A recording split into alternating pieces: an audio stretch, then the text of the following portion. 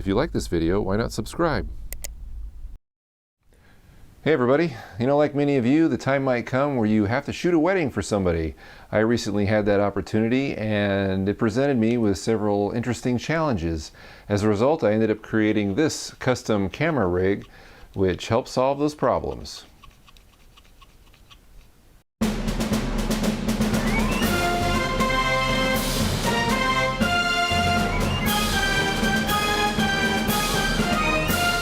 So here was the challenge that I was presented with. I knew the bride and groom were going to get married here in this gazebo thing. As I was invited to the rehearsal dinner so I could check everything out, I saw where everybody was going to walk and stand, etc., etc. But the problem was that I usually shoot this type of stuff from the rear of the venue where I can zoom in and see some things, but I knew that I wasn't going to be able to see the faces of the bride and groom here. So I figured I needed to mount the cameras somewhere inside of the gazebo, but I knew that I couldn't be in there because I didn't want to get in the way of the audience. So I decided to take a couple cameras and mount them inside the gazebo somewhere. And as I took some test shots of the bride and groom, I knew exactly what angles I wanted. And then I went about looking at where I could actually mount cameras, and I saw that there were these little support arms that ran between the pillars of the gazebo and the roof. And I thought that I could get a camera mount and attach it to that. Now, at first I thought, well, I'll just get a couple Gorilla Pods, but I didn't want to go through the expense of buying those. And I didn't have a lot of time to order them for the best price online, so I decided to build my own mounts. And this is what I came up with. This is essentially a desk clip-on lamp clip, some threaded rod, and a mini ball head. And as I attached those to the support arms, they actually held really well. The camera stayed in place, the whole rig didn't fall off, and I ended up getting some decent video. Now, if you're wondering what I did about audio, I ended up gaff taping my Zoom H1 handy recorder directly above where I knew the bride and groom were going to stand. I put a furry head windscreen on the recorder to help with wind noise. And 5 minutes before I knew the bride and groom were going to walk into place, I hit record on my cameras and the Zoom and generated a sync sound from my cell phone that I could use later in post to sync everything up. But enough about audio. All right, let's make the thing. Here are all the parts and tools needed to build our clip clamp. The first thing you see on the right there is the clamp from a clip lamp. It's a clip-on desk lamp that you can attach to a table. I've actually used it before in an episode, or I showed it on one of my $1 budget episodes.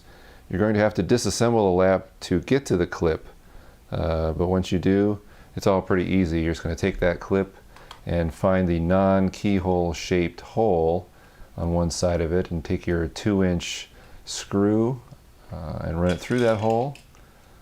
Then take a quarter-inch washer, drop it over the top of that, and then a 1/4-inch lock washer and drop it over the top of the washer.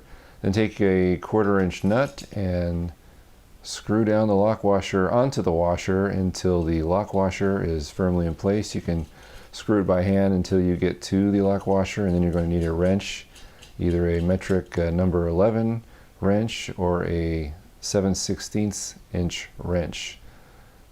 Go ahead and screw that nut down until the lock washer collapses into place. You shouldn't even have to need a screwdriver on the other side or a wrench. It should just go down pretty easily. Next up, take another 1/4-inch nut, and you're going to screw it down onto that 2-inch thread part of the way down, then put another one on top of it. The purpose of this is to create a platform for your eventual mini ball head. Once the nuts touch each other in what looks like about the right spot, and you'll see what that is in a minute, take both of your wrenches. They're the same size, one's metric, one's English. And then you're going to turn the nuts against each other so they are frozen in place.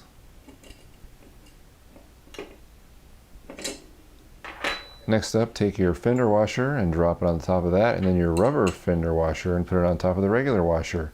Now notice when you put these on, you're going to have probably 3 or 4 threads exposed, and that's what you want. So when you screw on your mini ball head, it's about perfect fit. The rubber washer will then collapse a little bit on top of the regular washer so that there's a nice snug pressure there to keep it in place. And if you accidentally loosen the bottom nut when you twist on the mini ball head, go ahead and tighten it up.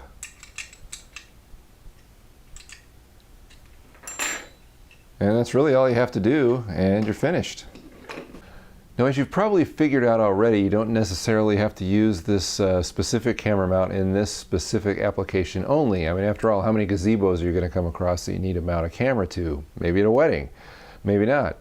But this could be useful also to clip to a bookshelf or a table or a chair or a light stand that you could mount your camera to.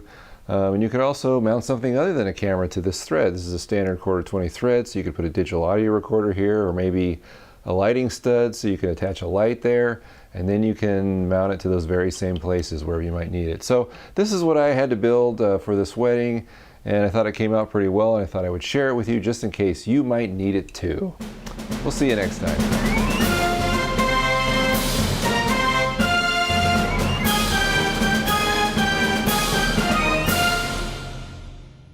This is what I used it for in this wedding, and I thought I would share it with you because you might have some use for it. And that's all I got. Adios.